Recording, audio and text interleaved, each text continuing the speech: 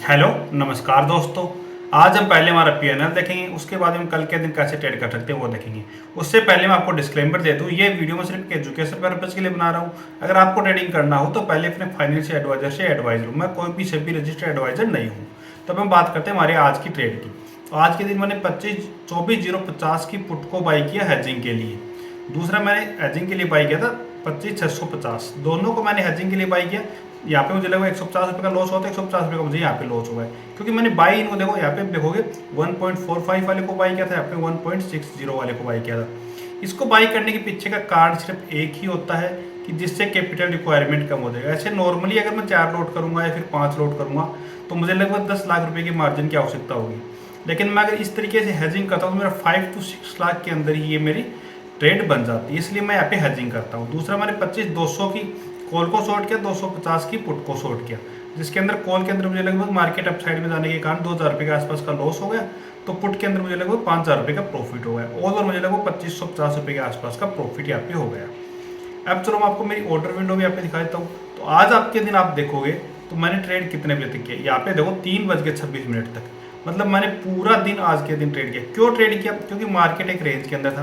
तो मार्केट जब भी रेंज के अंदर होता तो मैं ट्रेड पूरा करता हूँ। अगर मेरे ऐसे लिट हो गए तो मैं बंद कर देता हूँ, मेरा टारगेट आ गया तो मैं बंद कर देता हूँ। लेकिन आज के दिन मेरा नहीं तो टारगेट आया है, नहीं ऐसे लिट हो गया। यहाँ पे आप देखोगे तो मेरा यहाँ पे एग्जिट किया है दोनों ट्रेड को, मेरा टारगेट यहाँ पे नहीं आया। उसके बाद में मैंने जो हेजिंग के लिए बाई किए थे उन दोनों को एग्जिट कर दिया। आप इन बातों का भी ध्यान रखा करो, जब भी आप ट्रेडिंग करो तो पहले आप जो भी हेजिंग के लिए बाई करते हो ना उसको बाई किया करो, उसके बाद में सेल किया करो।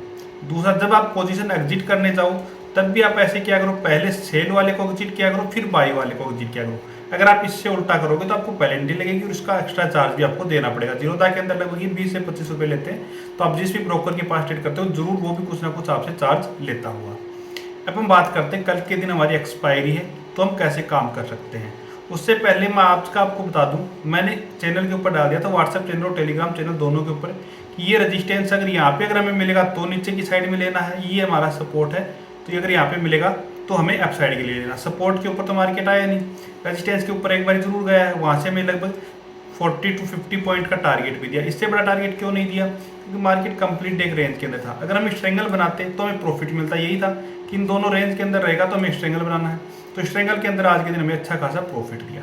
अब हम देखते हैं कल एक्सपायरी पे कैसे काम कर सकते हैं। तो सबसे पहले इन ड्रॉइंग को हम एग्जिट कर देते हैं।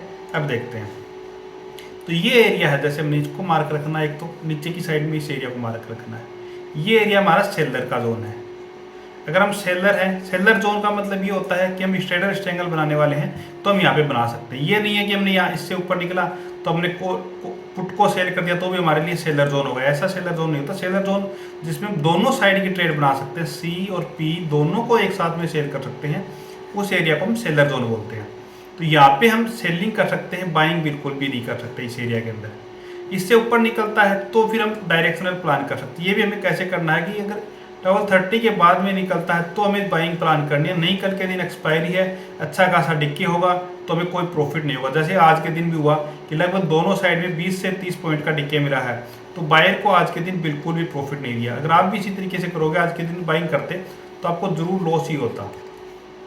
अब हम देखते हैं नीचे की साइड के लिए। नीचे की साइड में इस स्विंग को ब्रेक करता है जब तक 25,160, 25,160 यहाँ तक इससे नीचे निकलता तो फिर 25,000 के लिए निफ्टी कल के दिन तैयार हो रहा है और 25,000 की एक्सपायरी होने के चांसेस पूरे पूरे रहेंगे। 25,000 के आसपास ही एक्सपायर होगा प्लान। लेकिन अगर गैप डाउन ओपन हो जाता है, गैप डाउन, तो आज की तरह बिल्कुल भी नहीं करेगा। जैसे आज के दिन किया ना मार्केट ने, इस तरीके से आज ऐसा बिल्कुल भी नहीं करेगा। गैप डाउन ओपन होगा मार्केट तो कन्फर्मली नीचे ही आने वाला है। चांसेस बहुत ज़्यादा है कि नीचे ही मार्केट आएगा। फिर हमें ये देखना है कि कोई भी पुल बैक अप साइड में दे तो वहाँ पे हमें सेल करना है, या फिर कोई नीचे की साइड में एन पैटर्न बनाए तो हमें नीचे की साइड में सेल करना है।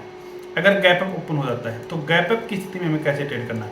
गैप अप की स्थिति में हमें ये देखना है कि इस एरिया में अगर गैप अप ओपन हो रहा है ना तो फिर चांसेस है कि मार्केट वापस से एक बार नीचे आएगा। जो यहाँ पे ये पेंडिंग गैप रह जाएगा ना, इस गैप को फील करने जरूर आएगा एक बार मार्केट। उसके बाद में हो सकता है मार्केट यहाँ से सपोर्ट लेके अप साइड में निकल जाए, लेकिन एक बार हमें नीचे की साइड में ही मार्केट को देखना है।